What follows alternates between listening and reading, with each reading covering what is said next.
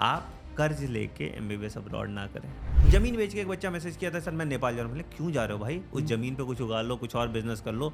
सबसे सस्ता रशिया जाता है, सबसे ज़्यादा बच्चा, लगभग 10 से 12 हज़ार बच्चे हर साल रशिया जाते हैं। गर्ल्स के लिए बात करें तो सर कौन सा कंट्री सेफ है? जितने मेहनत ये रील स्क्रॉल करने पे लगा रहे हैं, उतना मेहनत अगर अपने करियर पे रिसर्च करने में लगा ले तो उनका भला हो जाएगा। सर ये एक्चुअली पुण्य का काम है, आप समझो एक तरह से।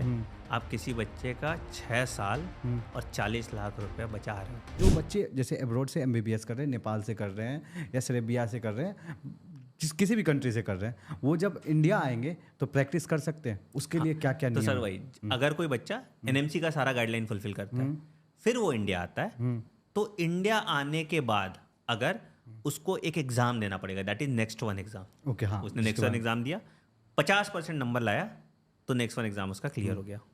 परसेंट, ठीक है, 50% जो नीट का क्वालिफाइंग होता है, ठीक है, उसका नेक्स्ट वन एग्जाम क्लियर हो गया। नेक्स्ट वन एग्जाम क्लियर होने के बाद वो ये करेगा, मतलब कि इंटर्नशिप करेगा इंडिया में आके। ओके सर, ठीक है, उसके बाद वो नेक्स्ट 2 एग्जाम देगा, जो पास और फेल एग्जाम होता है, उसमें जनरली लोग फेल नहीं करते। ओके और तब जाके उसको परमानेंट रजिस्ट्रेशन मिलेगा इंडिया में प्रैक्टिस करने का। ओके, मतलब कर सकता है आके। जी ये कर सकता है, 2-3 बट चीज को वही कॉलेज से कर सकता है जो एनएमसी गाइडलाइन अवॉइड करता है। ओके। ठीक है, जो बच्चा ऐसा है कि मुझे इंडिया नहीं आना, तो वैसे भी बहुत सारे ऑप्शंस होते हैं कि वो बच्चा यूएस का एग्जाम दे सकता है, यूएस असेंबली कर लेता है, प्लैब का एग्जाम देता है, प्लैब यूके के लिए, ओके। फिर एएमसी देता है ऑस्ट्रेलियन मेडिकल काउंसिल के लिए, ठीक है, फिर डीएचए देता है दुबई के लिए। तो अलग अलग कंट्रीज के अपने लाइसेंसिंग एग्जाम है जो बच्चा अपीयर कर सकता है और वहाँ उन कंट्रीज में ही प्रैक्टिस कर पाता है।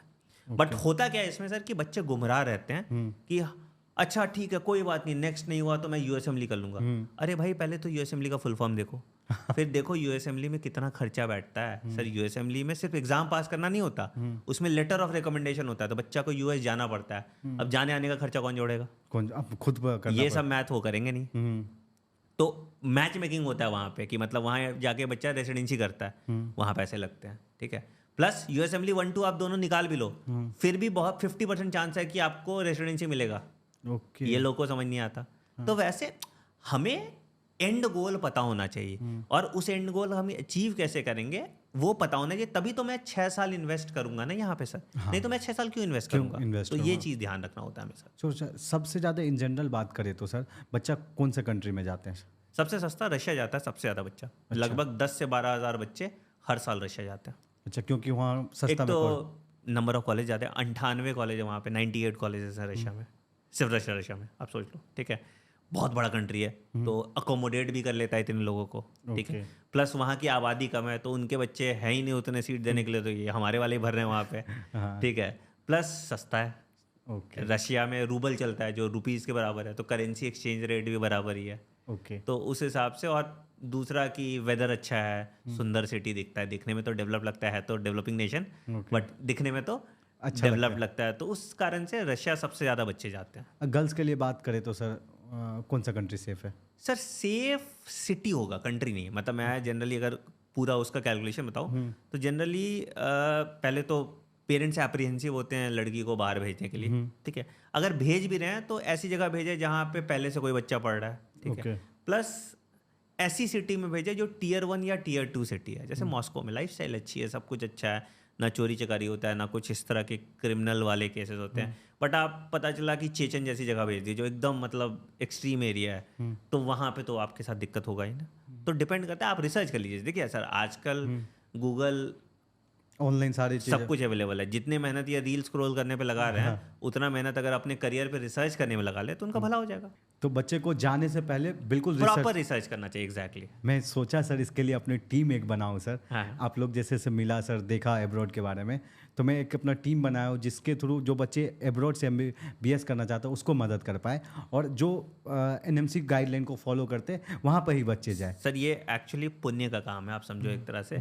आप किसी बच्चे का 6 साल और 40 लाख रुपए बचा रहे हो। Sure sir. एक गलत डिसीजन अगर बच्चा लेता है तो वो ऐसे दलदल और भंवर में फंसता है कि जहाँ से निकल पाना बहुत मुश्किल है। बहुत बच्चों के साथ स्कैम होता है। मैं तो बच्चों को बोलूँगा कि आप अगर कर रहे हो अब्रॉड से कहीं MBS और आपके साथ ये हुआ है तो कमेंट सेक्शन में ज़रूर मेंशन करें, क्योंकि सर इतने बच्चे परेशान होते हैं ना। मतलब मैं क्या बताऊं आपको, तो ये एक है चैलेंज। बिल्कुल श्योर आप बता रहे जो मुझे भी बहुत सारे कॉल मैसेज आया, फिर मैं ये स्टेप लिया एग्जैक्टली सर। तो बेटर है कि बेटा देखो, आप कहीं भी जा रहे हो, ट्रस्टेड सोर्स से इन्फॉर्म, पहले तो खुद रिसर्च करो, मेरी बात पे भी क्यों मानोगे, हाँ, या सर की बात पे क्यों मानोगे, पहले तो खुद से रिसर्च करो।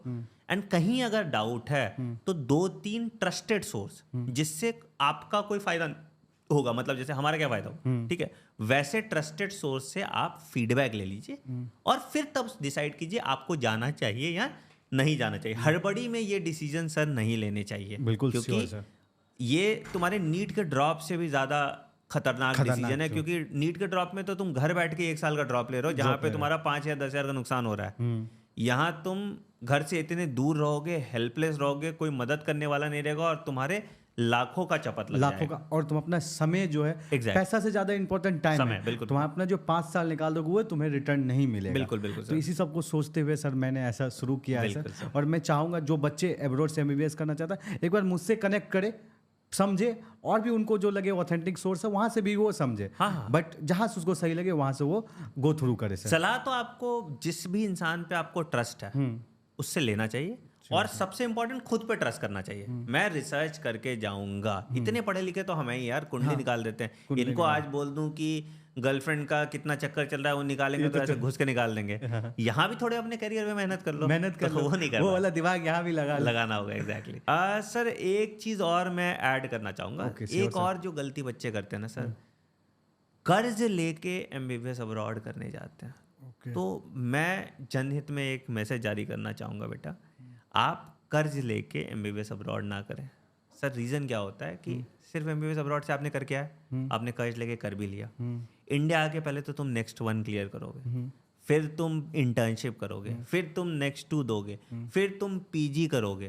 तो भाई तुम्हारा वो लंबा लाइफ साइकिल जो उसका ब्याज इतना हो जाएगा ना, इंटरेस्ट इतना हो जाएगा कि वो तुम्हारे लिए बहुत बहुत बहुत डिफिकल्ट हो जाएगा। अब उस बच्चे को क्या होगा, बेचारे को सिर्फ एमबीबीएस करके आके नौकरी करना पड़ेगा अपना ब्याज चुकाने के लिए। तो वो रिकमेंडेड नहीं है। उससे बेटर है आप इंडिया में कुछ और कर लीजिए सर। हाँ, बहुत सारे ऑप्शन है, आप बायो एग्जैक्टली। तो ये वाला, जैसे मैंने देखा है बच्चे को जमीन बेच के, एक बच्चा मैसेज किया था सर मैं नेपाल जा रहा हूँ। मतलब क्यों जा रहे हो भाई, उस जमीन पे कुछ उगा लो, कुछ और बिजनेस कर लो।